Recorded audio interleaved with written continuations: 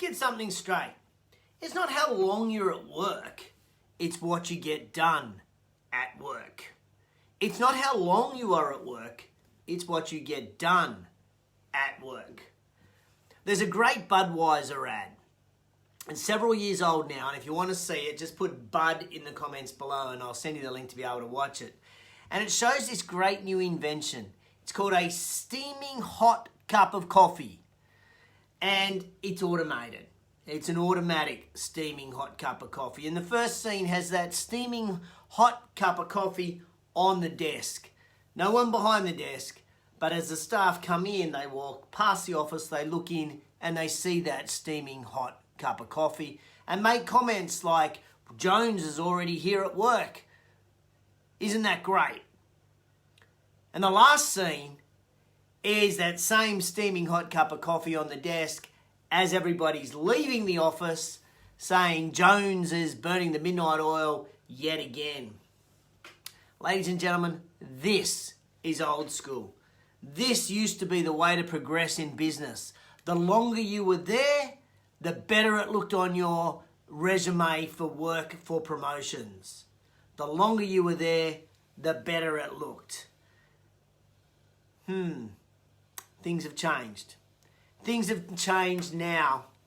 Things are now more important of what you achieve, when you achieve it by.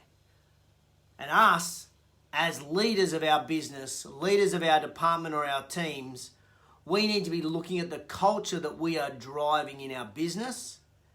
And is the culture around task achievement or hours at work? Welcome to JTInTheRaw, show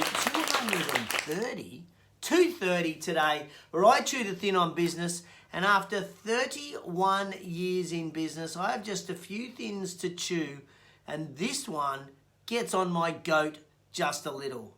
Good morning, Dwayne. Dwayne, if you're watching, that means Facebook have not shut me down.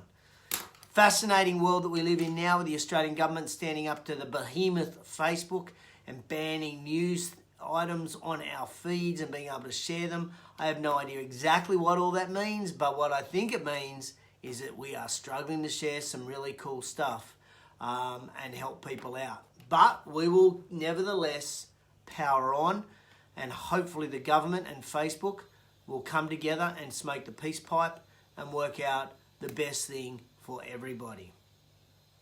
So let's be clear.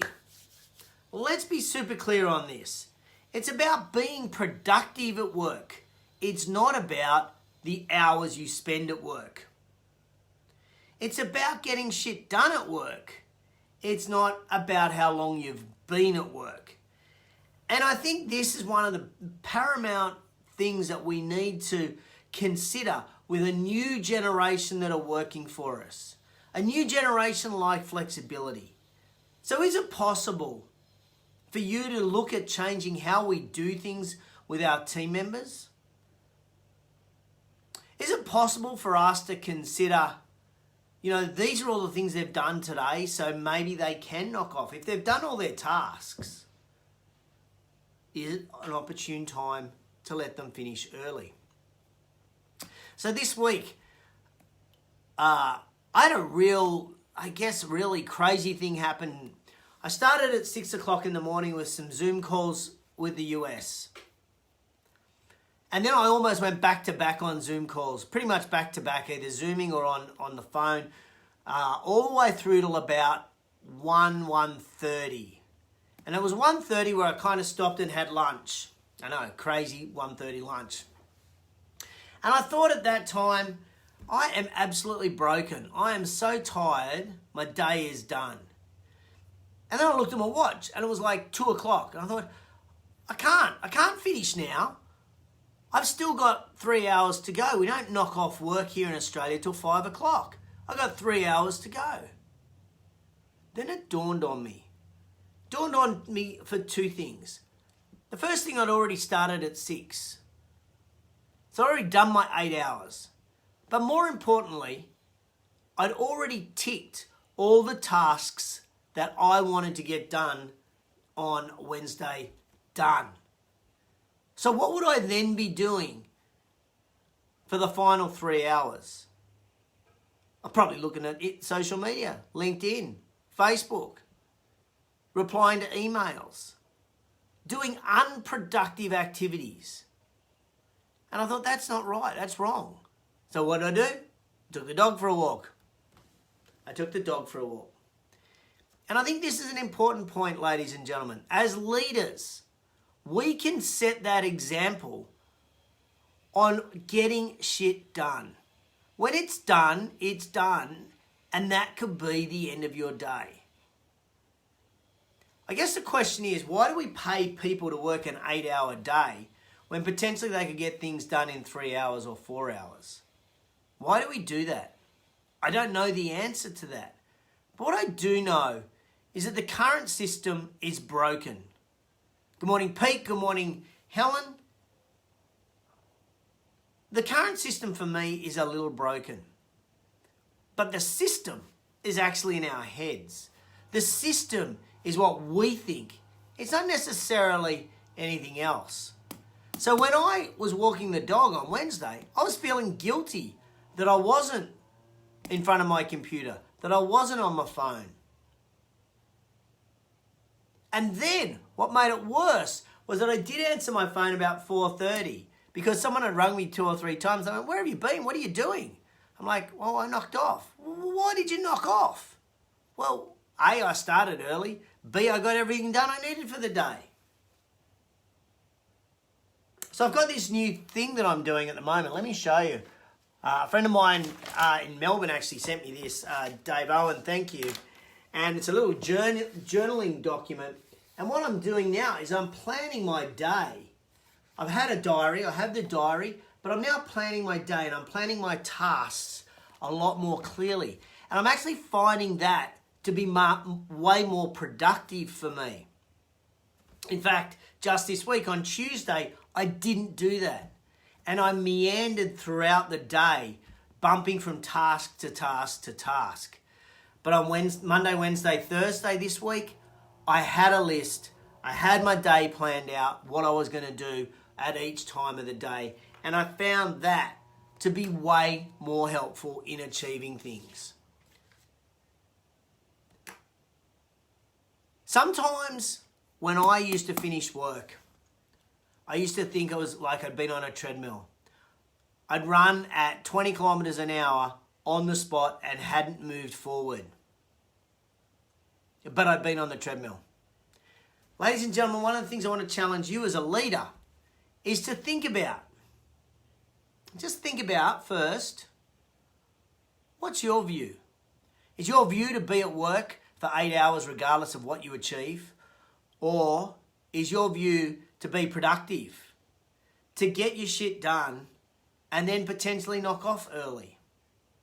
It's an interesting challenge that we face as a leader in our business. What is the culture that we want within our team? Is the culture that we want task performance, getting tasks done, getting projects completed? Or is the culture that we want clock watchers, people that clock on at 9 o'clock, clock off at 5 o'clock? What is the culture that you want? When you're clear on that culture, A or B, then your behaviours as a leader should replicate that culture that you would like to institute in your business. So for me, as I say, I'm going to keep planning. I'm going to keep working on getting my days better and more productive. I think sometimes I allocate an hour when really I should only allocate like 45, maybe 30 minutes for tasks. So I need to improve on that. But I also need to improve on giving myself permission and not feeling guilty to finish work at 2 o'clock or 3 o'clock if I have all my tasks that I set out to get done completed. They're the areas that I need to improve. Love to know whether you're watching live or on replay in the comments below. What do you need to improve around your time management? What do you need to improve around the culture in your business? What do you need to improve to make your workplace an even better place to work? Hey, if you got any value out of today's show, I'd love you to share it. Just hit the share button wherever it is on whatever device you are watching. Hopefully you can share it. Hopefully Facebook lets you share it. But I would love you to share it if you know anybody who get any value out of today's show, where we're talking about getting shit done and not feeling guilty when it's done, that you can finish work. I hope you got value out of today's show. Back same time next week. Oh, what's Marissa saying? Oh, she said something. Oh, I didn't even see Marissa or Dan there. Thank you so much, guys, for joining. I really appreciate it. Love it when you guys get on. What's Marissa say? Live. I need to do a better job of focusing on the one thing that makes the big difference versus the millions of little things. Oh, I get where you're coming from, Marissa. Yes, let me give you a little tip. My number one task every day, is an income producing task. I aim to do an income producing task very first thing in the day. Then I move to a creative task, and then I move to my administrative tasks by the end of the day. That's how I plan my day. That's just because the blood's flowing in the brain first thing in the morning. By the afternoon, I'm a little bit dead, so I just do the admin-y stuff. There's a little tip for you. I hope that's useful. Thank you for tuning in to JT in the Raw. We'll be back same time next week. So I'll catch you on the flip side.